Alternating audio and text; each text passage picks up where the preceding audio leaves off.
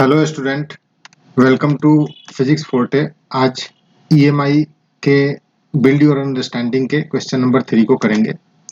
इसमें हमें जो कॉन्सेप्ट लगाने हैं और जो इसका सॉल्यूशन होगा दोनों ही डिस्कस करेंगे। सो प्रॉब्लम को रीड करते हैं, एक बार स्क्रीन पे है।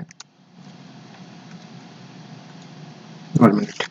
The question statement is the basic principle of magneto-hydrodynamic generators (MHD) used for generating electricity is described here by a simple model that consists of a parallel plate capacitor.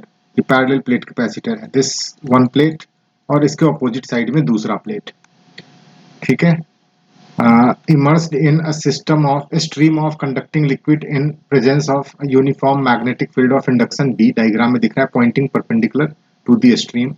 Actually stream is flowing in this direction, right?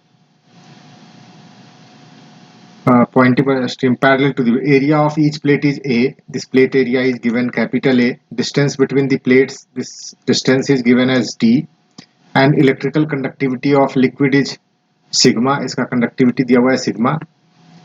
The liquid flows between the plates with a constant velocity v towards left। v velocity से moving है left की तरफ ऐसे। If a resistance R is connected across the capacitor plates, how much power will it dissipate and from where does this power come? तो पहले तो calculate करते हैं कितना पावर डिसिपेट हो रहा होगा इन दिस रेसिस्टेंस। ऑब्वियसली अगर इसमें करंट फ्लोइंग है तो पावर डिसिपेशन के लिए फॉर्मूला है I square R. Power dissipation will be P is equal to I square R. अगर हम करंट निकाल ले तो नाउ करंट कहां से आएगा? I square R should be the answer. Current कैसे निकालेंगे? तो यहाँ पे कॉन्सेप्ट मोशनल ईएमएफ का है, राइट? मोशनल ईएमएफ का कॉन्सेप्ट का मतलब ये जो कंडक्टिंग लिक्विड है फ्लोइंग, इसके किसी एक लेयर को देख ले, लेट्स से ये layer, right, throughout here to here.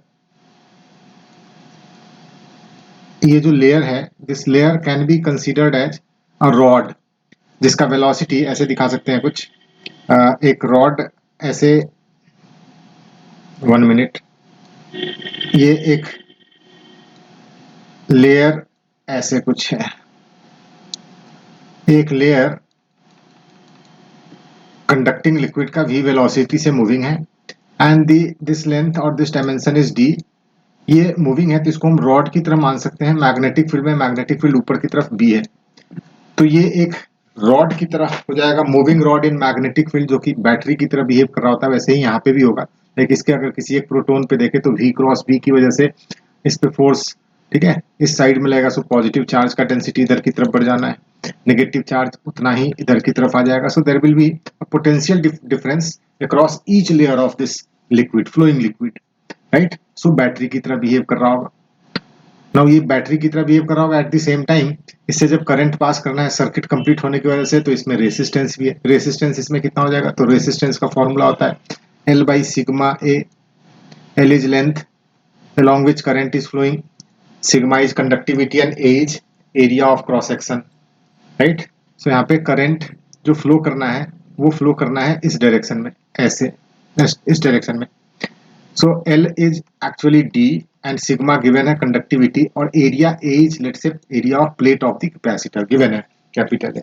So ये रेसिस्टेंस है, means this is a system जिसमें एक बैटरी है जो कि मोशनल ईएमएफ की वजह से आ रहा है, जो कि फ्लोइंग लिक्विड के लेयर्स में ईएमएफ इंड्यूस्ड की वजह से बैटरी आ रहा है, और दो रेसिस्टेंस है एक ही पाथ में कनेक्टेड, एक एक्सटर्नल रेसिस्टेंस आर और दूसरा फ्लोइंग लिक्विड का, राइट? सो इस तरीके से जो इंड्यूस्ड ईएमएफ है उसकी वजह से करंट फ्लो कर रहा होगा। और एक बार हम करंट निकाल लेंगे using Kirchhoff's law, then power is equal to I square R हो जाएगा आंसर इसका, राइट? तो आते हैं सोल्यूशन पे। This is the concept.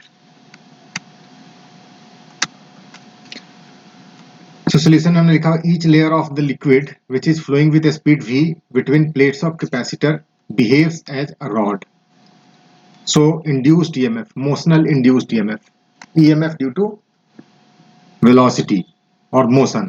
So motional induced EMF will be equal to E is equal to E is induced EMF VBL. So V, B is capital B and L is D, the distance between the plates.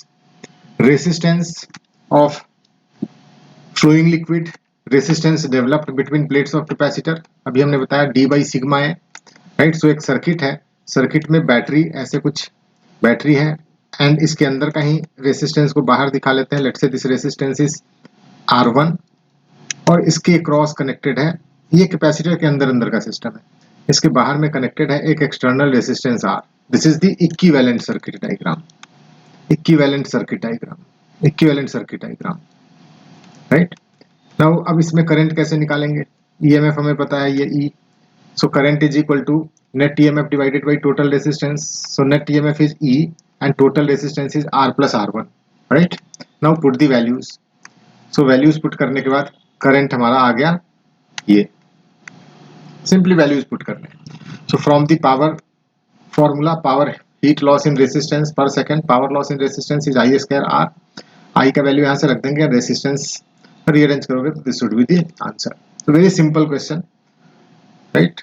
moving और flowing liquid, conducting liquid is actually a battery, जो motional EMF से हम समझ सकते हैं, और उसके बाद दो रेसिस्टेंस एक लूप में, तो सिंपल सर्किट ये हमारा मोशनल ईएमएफ पे बेस्ड है।